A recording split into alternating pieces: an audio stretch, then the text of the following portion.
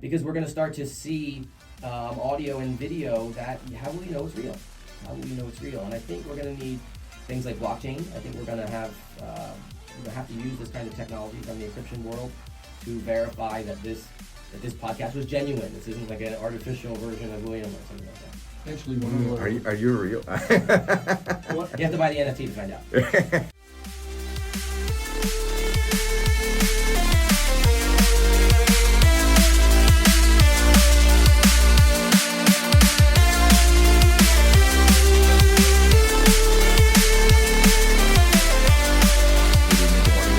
You guys are listening to TechEDTV podcast. In our last episode, we had Dr. Hahn, and he agreed to continue for another podcast today. So we have like a very cool innovator here, an expert in this field, in this area, and he runs the Sandbox and FAU. For those who don't know, Florida Atlantic University has an artificial intelligence program, has an artificial intelligence lab, and he agreed to come here with Matt Trask, one of our friends from Boca Raton here. So how are you, Dr. Hahn? Very good. Thanks for having us on the show. Great. So I love the podcast we had before. It was pretty interesting, especially when we were discussing all kinds of new features and what happened. And I think we left off where we were saying that 1% of the population, or less than 1% right now, has exposure to AI potentially, right? Yeah, absolutely. So it's like what people say about Bitcoin, or cryptocurrencies. It's it's saturated. Well, I mean, if you talk to 99 people, maybe one knows what it is. Maybe one person has a wallet out of 100. So, and then you were correlating that to the internet in 1999, when maybe at university level, people know what the internet was. They had an email, and you will tell someone on the street, hey, the World Wide Web. It's like, the World Wide what? It's like a email? It's like, no, come on. So then, where do you see the artificial intelligence research in your lab, right? Coming right now, where are the cool projects that you can share with us? And then, number one, and let's just start there. What cool project you have? Yeah, well, first, it like you said, it's kind of like the internet. 25 years ago, this internet thing was brand new in the world, and the library was one of the first places you could go that had it set up. They had a keyboard you could get your hands on, and you could go and try this internet thing out. And that's really the purpose of the space that we've built at FAU. We call it AI Sandbox. It's an environment where you can go and try AI. AI is as new as the internet was in the 90s, but it's going to affect everybody and everything, just like the internet does now. And it's open to the public. It's open to FAU students. What's the situation in the Sandbox? So it's open to the public. We're open whenever the library is open. You can just wave at the front, and then they'll let you in. And we think of this as a community and a student-driven space. And so we've got a whole bunch of different groups that are working in a bunch of different areas. And what we try to do, we have a trick question when students come in the lab. We ask and we say, what is your major? And no matter what they reply, we just say, perfect.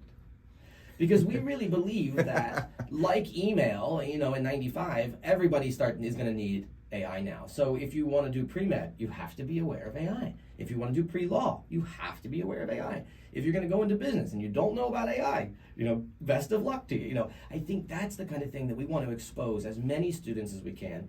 And at the same time, there's all this amazing talent and community in the area, like some of the stuff that Matt's working on with the tech farm and what you have here with the incubator. This is extraordinary, and so the purpose of the space is to bring all of these folks together. And I think I went one time to see when your presentation, you have the dog, the famous dog.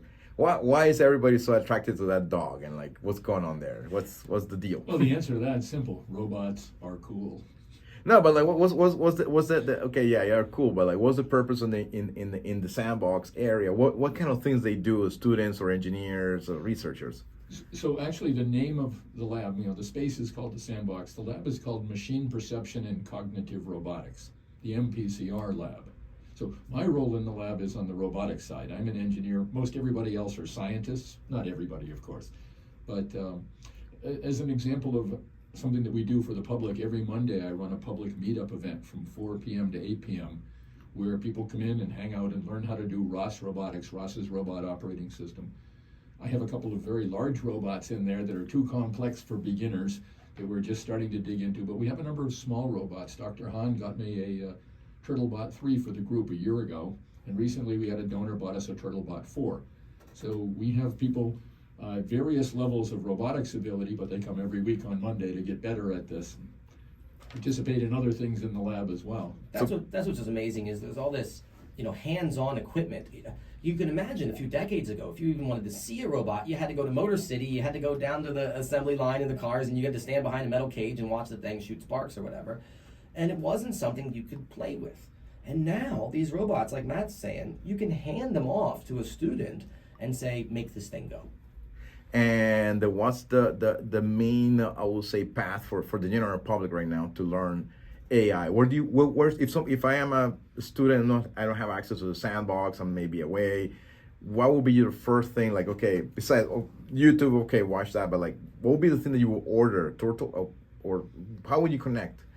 Yeah, if you're interested in the hands-on, there's a couple routes to go. We recommend, getting involved in the little hardware, like Matt was saying, the edge hardware. And there's a bunch of those right now. There's a new Raspberry Pi called the Pico, and it has a wireless built in, and that just came out. And you can get these little mini computers for around $15 or something like that. And this is the kind of computer that would have been a few $1,000s in the 80s. And it's a perfect opportunity because you can hand it to a student, for the price of a snacks and cookies or something like that. And yet they get a real machine and they can start doing this code. And I think having the code interact with the edge and do real things, whether it's just blink a light bulb or run a little speaker, it's very compelling to see it now. Oh, it's alive, it's doing something, it's answering a question about the world, it's looking through its camera, and when it sees a person not wearing a hard hat safety helmet, it puts on the red light, and so you can see it as a helper. And for this diffusion generation models, it's like, do you recommend people just to go to what website? There's a bunch of these. So there's crayon.com, this was spelled AI in the crayon. There's one called Dream Studio, which is really a lot of fun.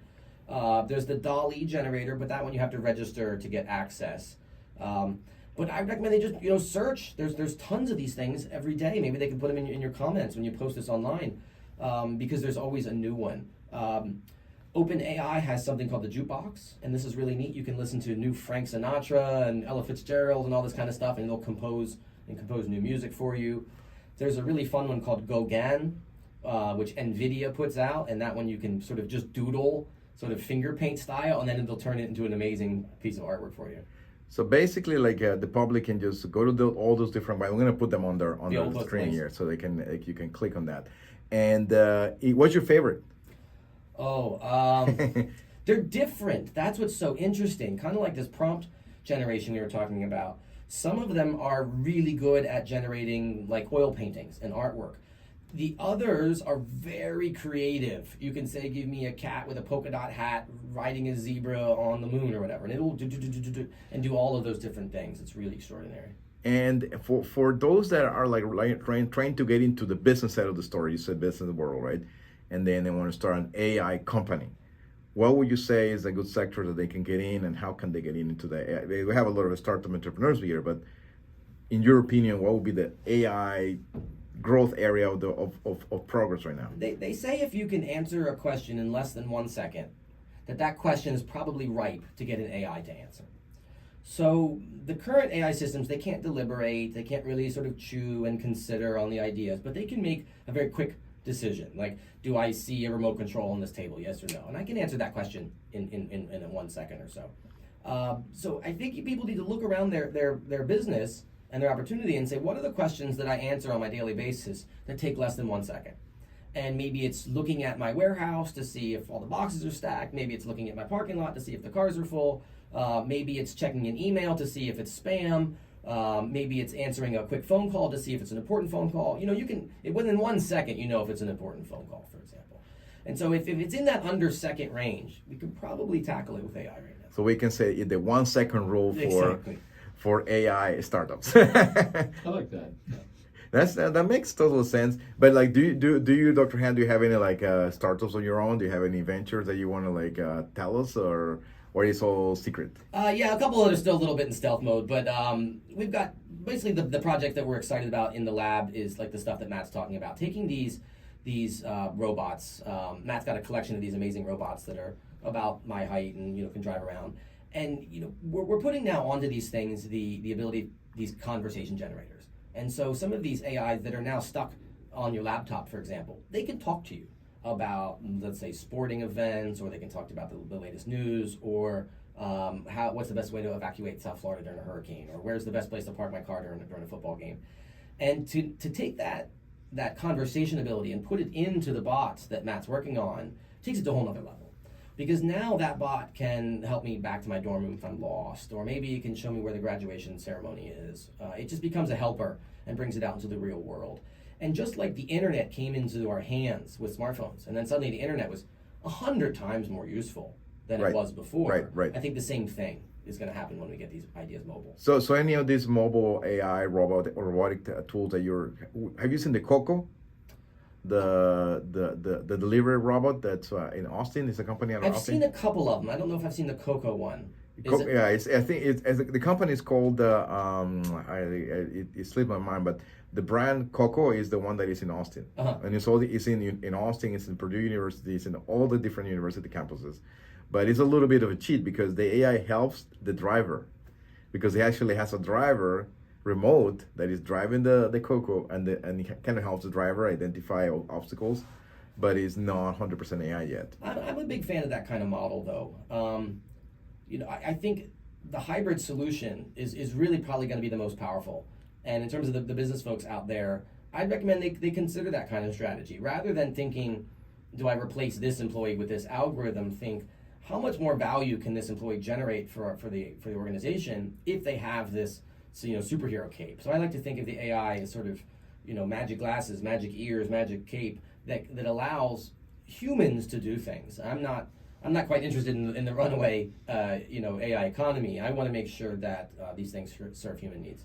And how about like the whole Uber, and then like the Chinese company that was called that, those like automated drivers, and then they bring the driverless car. So are you like, what do you think is that still dangerous, or? Oh yeah, I don't quite trust.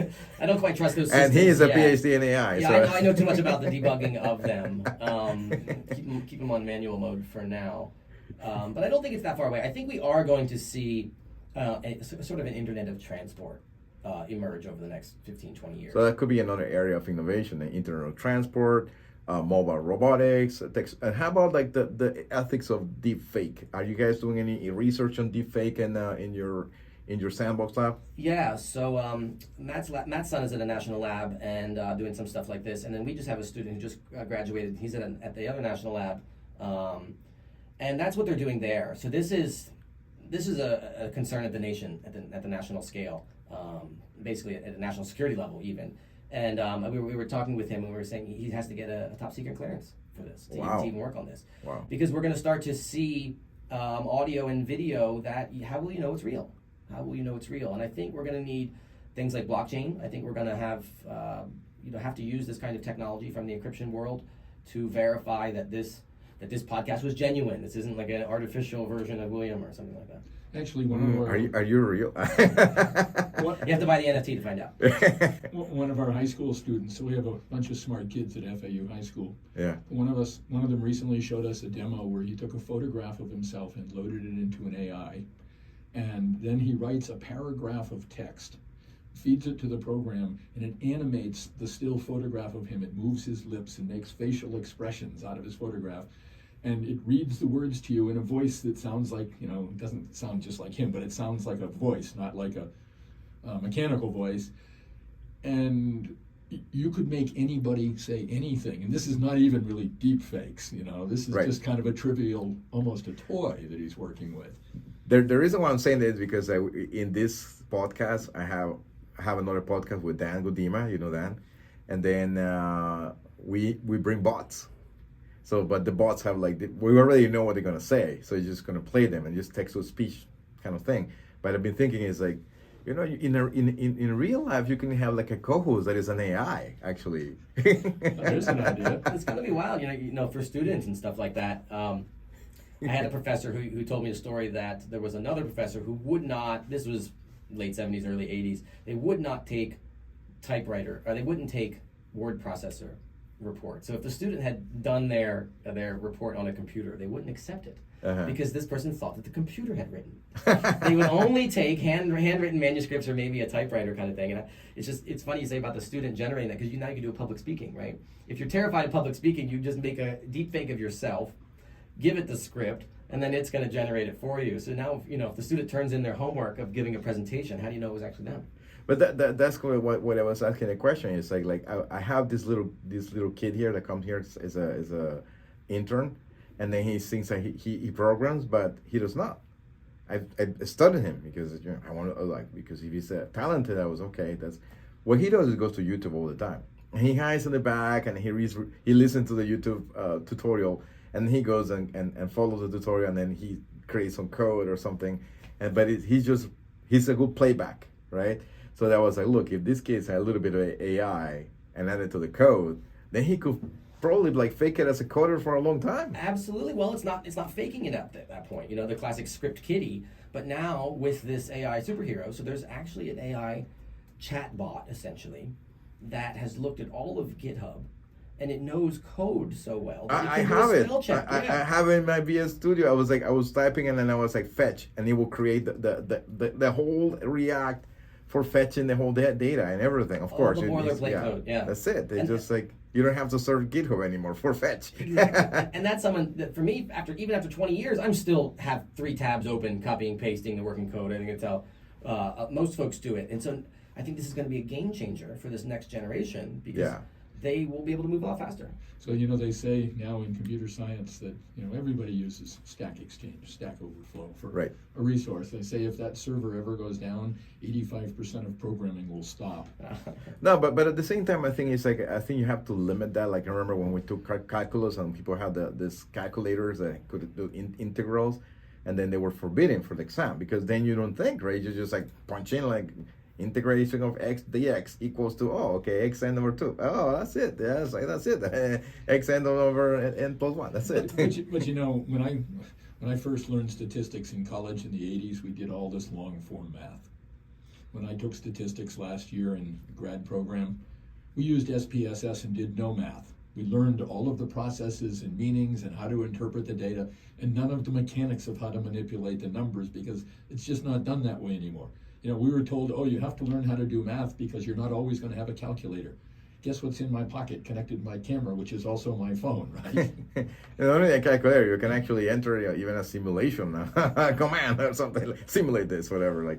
But yeah, so things are going to change drastically. And then how do you see then your lab right now expanding? Are you guys under one roof at the library? Do you guys see branching out into an institute, center? What's the vision for the Sandbox? Yeah, we really hope to grow this into a world headquarters in South Florida for this kind of research, but also for this kind of talent, to create a talent pipeline and talent pool in this area, because there's just not enough young people, or just anybody in general, who's even heard of essentially this revolution. And it happened relatively recently, and I think there's still an extraordinary opportunity for everybody to get involved. Great. And how can they reach you, Dr. Hahn? Do you have your website or your lab? What's the best way to find you? Yeah, you can find me at hahn.ai. Okay, that's easy. And the Matt? How can they find you, Matt? We have MPCRLab.com. MPCRLab.com? Okay. Is the lab, and the Sandbox's website. My website is MattTrask.com. Okay, There's nothing there worth going to see. There's nothing there. But Dr. Hahn, I'm pretty sure you have all your research, or anything that you want to recommend people to foresee in the next presentation. You maybe have some demos to come in the next at the end of the year, end of the fall. You always have some sort of a. I remember I went one time and you had a demo night. Is that coming up soon? Yeah, we're gonna plan some things like that. I think we're gonna have the robot dog out for Halloween, and so that should be fun. We'll send that link around for y'all, and everybody can come check out the robot. But yeah, we hope to have a collection of a whole bunch of evening events, around these kinds of discussions. That's the main goal of our space, really, is to engage the community, have these kinds of conversations, and get feedback, because as technologists, it's not just up to us where this is going to go. We need to get steering from the larger community, the larger world, because there's a lot of input we need in that front. And I know a lot of people that we have in our network are VCs or they have capital, And are you guys still taking like some sort of donations or some sort of grants? Or how can they connect with you and give you money? Yeah, absolutely. So come by and come visit us in the Sandbox. We'll show you what we're working on. Come see the lab. Come meet with the students, and we've always got a bunch of opportunities. And those opportunities for the students, but also, this is going to be big business. I mean, it's really, really big business. When you think about the wealth that's been generated from AI alone, I think it's probably about $1 trillion now, and it just hasn't even gotten started. Hasn't started yet, yeah. And especially like Amazon, I was like, I see Amazon has a 5G play right now, and AI. And then I went to the Mobile World Congress, and they had a whole AI section. I was like, why is AI here? Just like, oh, now I get it, because it's like it's the new internet. Some people even call it the new electricity, right? It's just going to sort of. And the CES. So at first, I went to CES 2017. AI was like maybe like a little like just like maybe like 10, 20 people working. Now it was a whole section: artificial intelligence, doors, computer vision stuff, everything. And I'm so excited to go this next year to see what's going on, because I'm pretty sure they have a lot of stuff. So. All right, guys. So thanks again for coming in. Go to Dr. Hahn's website, to Matt's website as well. And thanks for joining, and have a great afternoon. Bye-bye. Thanks for having us on. Thank you. Take care, guys. Bye-bye. Okay, I think.